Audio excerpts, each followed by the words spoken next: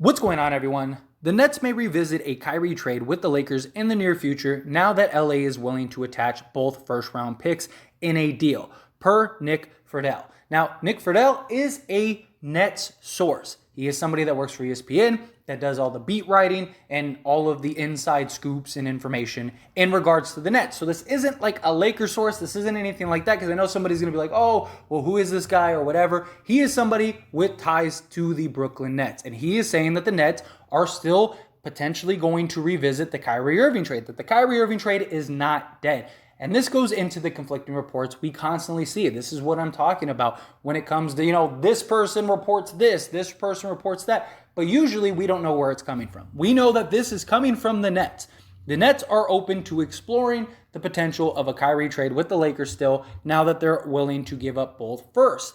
I do think it's very likely going to be a 3-team deal. Now, yesterday we got the report that the Nets were offered 2 firsts and Russell Westbrook for Kyrie Irving, which they immediately shot down.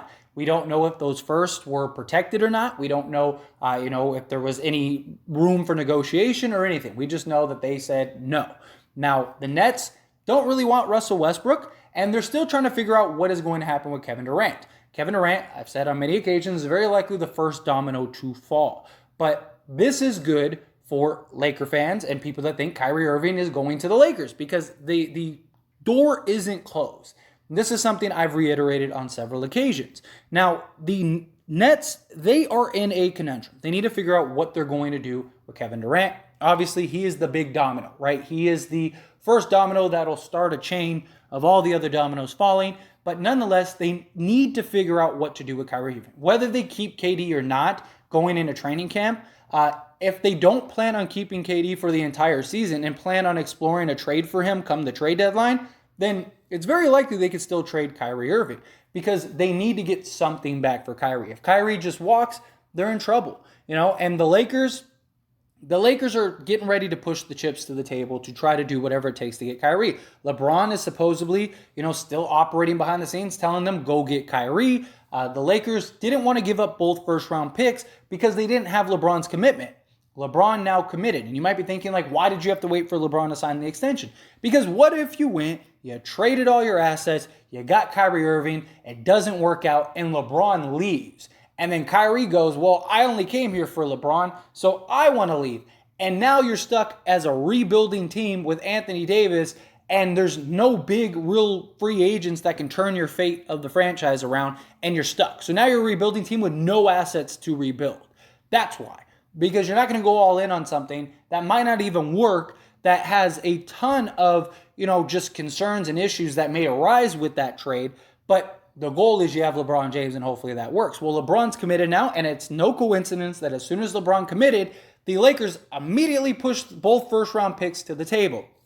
The reason I think that this turns out to be a 3-team deal is because the Nets don't want Westbrook. They want the picks, but they don't necessarily want Westbrook. Now, I think 2 things either happen. I think either A, depending on what the Kevin Durant trade is, it might make sense for the Nets to take Westbrook. Not as the player, but as the salary, right? If they can move off of Joe Harris, things like that, okay, maybe we'll do that.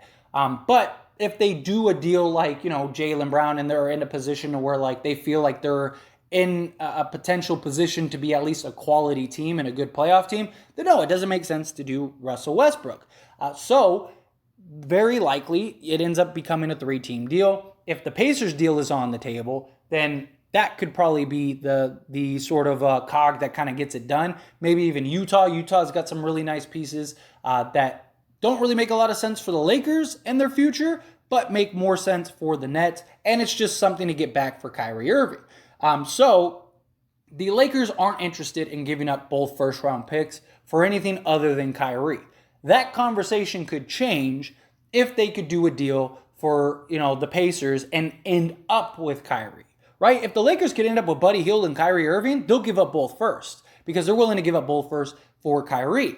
So maybe it gets worked out, which is something I've thrown out for quite some time now, of Miles Turner goes to the Nets, Kyrie goes to the Lakers, Westbrook goes to the Pacers, and then also the Lakers would get Buddy Hield. Maybe they work it out, throw in a THT or something, and maybe take back Joe Harris too. So that way, not only are you getting Miles Turner, but we're clearing cap space off you, because now that the Lakers have the commitment of LeBron James, they can start taking on salary. And it's not going to hurt them in the long term. And if they trade for Kyrie, they would have Kyrie Irving's bird rights. So if they did a deal for Westbrook and Kyrie straight up, look, that's a perfect deal. You get Joe Harris, you could take that salary on. But again, it doesn't make a lot of sense for the Brooklyn Nets. Now, maybe they explore that later on down the line.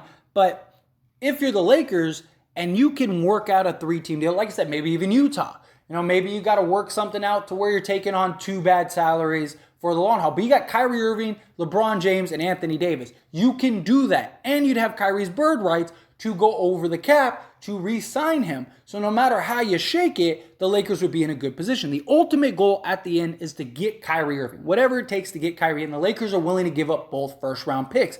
And the reason the Nets aren't just completely dead on the deal is because they know if the Lakers will give up both first to go get Kyrie Irving, if we can end up with some other players to replace Kyrie, then great. Because for the Nets, just getting back like the 2 first-round picks and like let's say San Antonio. San Antonio absorbs, Russell Westbrook, and let's say they're willing to take on, THT and, a couple seconds, something like that. I'm not saying that that'll happen, but let's just say, right? They absorb Westbrook, so that creates a, trade exception. Trade exception and like the firsts go to the Nets. Like, yeah, the trade exception might be great in the future, but you don't know. And the Nets aren't in a position where they can tank. And if Kyrie just walks, they get nothing. So, yes, you don't want Russell Westbrook, but he might be a play to where the Nets might be looking at like, hey, we'll keep it on the back burner. If we can get Westbrook, we move off of Joe Harris, we get both first-round picks. That would clear up about $20 million in cap space. Whether we do the KD trade or not, gives us room to go and get something else. Because if they keep Joe Harris and Kyrie walks, they have no cap.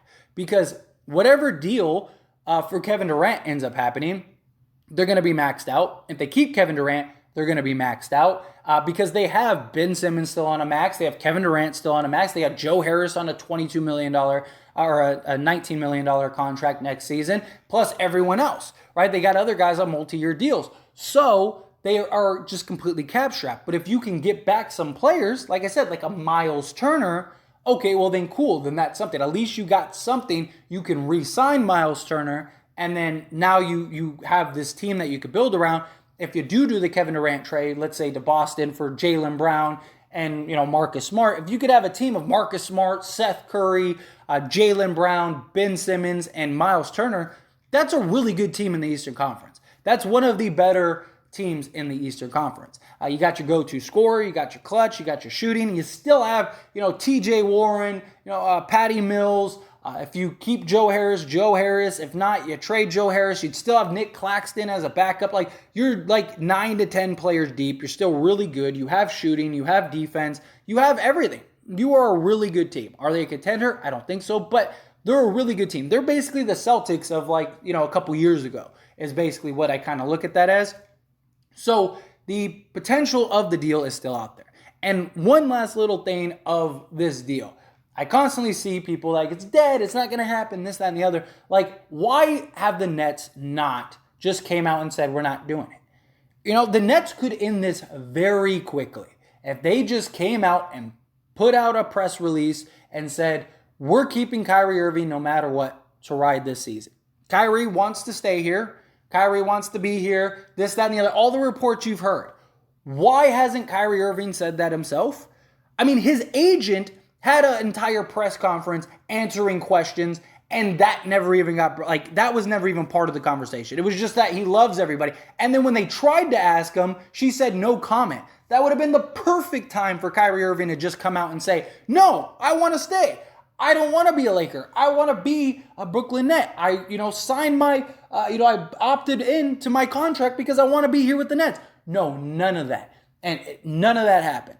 And Brooklyn hasn't released any statements. And this report is coming from somebody that has connections to the Nets. This is the Nets putting that out there. This isn't the Lakers. This isn't some side source. This isn't anything. This isn't an anonymous source. This is somebody that's like, hey, my name is attached to this. The Nets are interested in exploring this trade further later on down the line. They just are trying to figure out what to do with Kevin Durant. They want something to come of Kevin Durant, or they're hoping that he stays. And even if he does stay, who knows what they do with Kyrie Irving?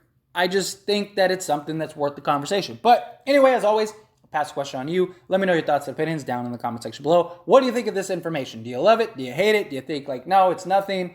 It's just, doesn't mean Kyrie's going to be traded, which it doesn't. It doesn't mean Kyrie's going to be traded. But the fact that the door is still open is the point. It's something that I've kept hitting home. Like, the door isn't closed. As much as people think it is, or as much as people like it to be, or want it to be, it's not. Because the Nets keep coming back to it, and you keep hearing the reports. And now this report is from a Nets source. This isn't anything else but a Nets source. So I just think it's an interesting report, and I wanted to share it with you all. But again, love to hear your thoughts, opinions, however you feel about it. Down. That being said, hit that like button. Helps me out a lot. Lets me know you enjoy these types of videos, and I truly appreciate it. If you're not subscribed to the channel, hit that subscribe button, followed by the bell notification. Stay up to date with all things sports. Join this wonderful community and all of our discussions. I'll see you all in the next one. Thank you.